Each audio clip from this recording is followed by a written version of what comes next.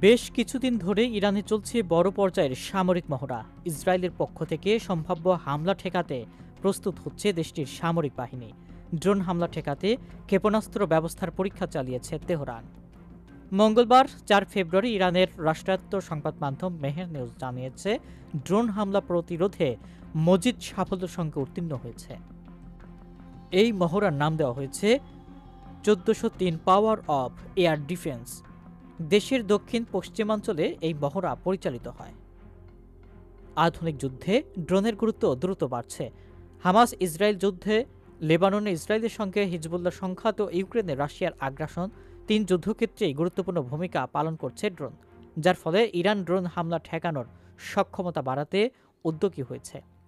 বিশেষত নিম্ন উচ্চতায় উড়ে যাওয়া ড্রোনের বিরুদ্ধে প্রতিরক্ষা সক্ষমতা বাড়াতে মনোযোগ দিয়েছে ইরান। প্রতিবেদনে দাবি করা হয়েছে, সর্বশেষ এই পরীক্ষার মাধ্যমে ইরানের আকাশ হামলা প্রতিরক্ষা ব্যবস্থা আরও উন্নত হয়েছে। আশেপাশের অঞ্চল বা বিশ্বের অন্যান্য জায়গা থেকে আকাশপথে আসা যে কোনো হুমকি মোকাবেলায় ইরান এখন আগের তুলনায় আরও অনেক বেশি সক্ষম, এমনটাই দাবি করেছে প্রতিবেদনে।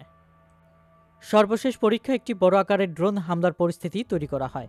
আকাশ হামলা প্রতিরক্ষা ইউনিটগুলো প্রত্যক্ষ পরোক্ষ সেন্সর ব্যবহার করে ড্রোন শনাক্ত করে। এরপর সেগুলোর গতিবিধি অনুসরণ করে হুমকির মাত্রা অনুযায়ী মোকাবেলা করা হয়। প্রতিবেদনের সঙ্গে সংযুক্ত ভিডিওতে মহড়ার খণ্ডচিত্র দেখা যায়।